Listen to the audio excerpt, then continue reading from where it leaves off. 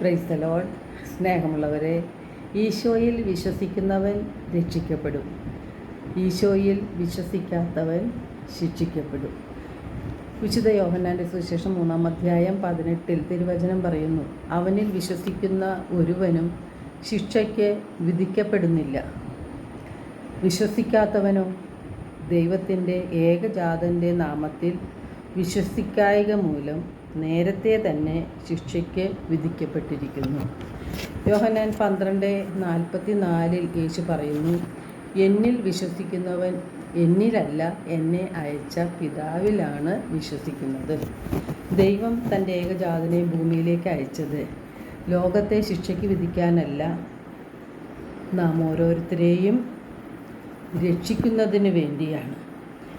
നാം പാപാന്ധകാരത്തിൽ നിന്നും രക്ഷിക്കപ്പെട്ട് നാം ദൈവത്തിൻ്റെ മക്കളായി നിത്യജീവന് അർഹരായി ജീവിക്കുന്നതിന് വേണ്ടി ദൈവം ഈ ഭൂമിയിലേക്ക് പ്രകാശമായി വന്നു.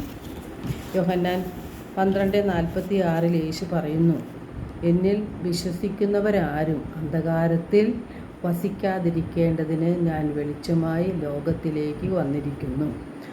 യേശു ലോകത്തിൻ്റെ പ്രകാശമാണ്. യോഹന്നാൻ 3:16 പറയുന്നു, എന്തെന്നാൽ അവനിൽ വിശ്വസിക്കുന്ന ഏവനും നശിച്ചു പോകാതെ നിത്യജീവൻ പ്രാപിക്കുന്നതിന് വേണ്ടി തൻ്റെ ഏകജാതനെ നൽകാൻ തക്കവിധം ദൈവം ലോകത്തെ അത്രമാത്രം സ്നേഹിച്ചു.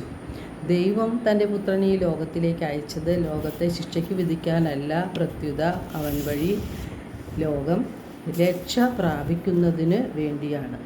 ഗലാത്യ 3:26 തിരുവചനം പറയുന്നു, യേശുക്രിസ്തുവിലുള്ള വിശ്വാസം വഴി നിങ്ങളെല്ലാവരും ദൈവപുത്രന്മാരാണ്.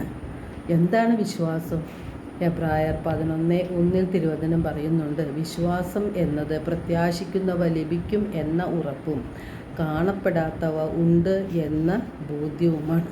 എഫേസോസ് 2:8 തിരുവചനം പറയുന്നു, വിശ്വാസം വഴി കൃപയാലാണ് നിങ്ങൾ രക്ഷിക്കപ്പെട്ടത്, അത് നിങ്ങൾ നേടിയെടുത്തതല്ല, ദൈവത്തിൻ്റെ ദാനമാണ്. അപ്പോസ്തല പ്രവർത്തനം 6:31 തിരുവചനം ഇപ്രകാരമാണ് പറയുന്നത്, കർത്താവായ യേശുവിൽ വിശ്വസിക്കുക, നീയും നിൻ്റെ കുടുംബവും രക്ഷ പ്രാപിക്കും.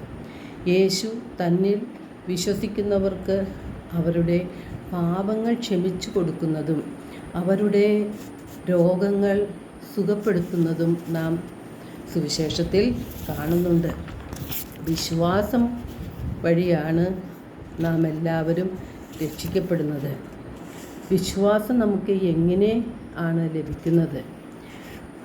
റോമ 10:17 വിശ്വാസം കേൾവിയിൽ നിന്നും, കേൾവി യേശുവിനെക്കുറിച്ചുള്ള പ്രസംഗത്തിൽ നിന്നുമാണ് എന്ന് പറയുന്നുണ്ട്.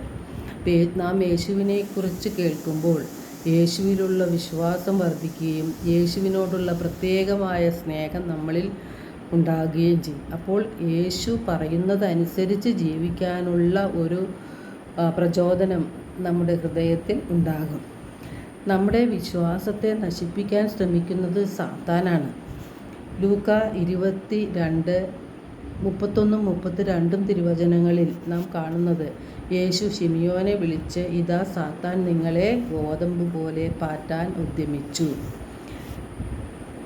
വീണ്ടും യേശു ശിമിയോന് പറയാണ്, നിന്റെ വിശ്വാസം ക്ഷയിക്കാതിരിക്കാൻ ഞാൻ നിനക്ക് വേണ്ടി പ്രാർത്ഥിച്ചു, നീ തിരിച്ചു വന്ന് നിന്റെ സഹോദരരെ ശക്തിപ്പെടുത്തണം എന്ന്.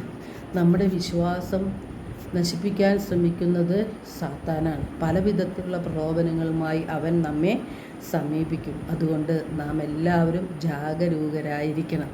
എല്ലാവർക്കും ഒരു നല്ല ദിനം ആശംസിക്കുന്നു. ദൈവം നമ്മെ ഓരോരുത്തരെയും സമൃദ്ധമായി അനുഗ്രഹിക്കട്ടെ.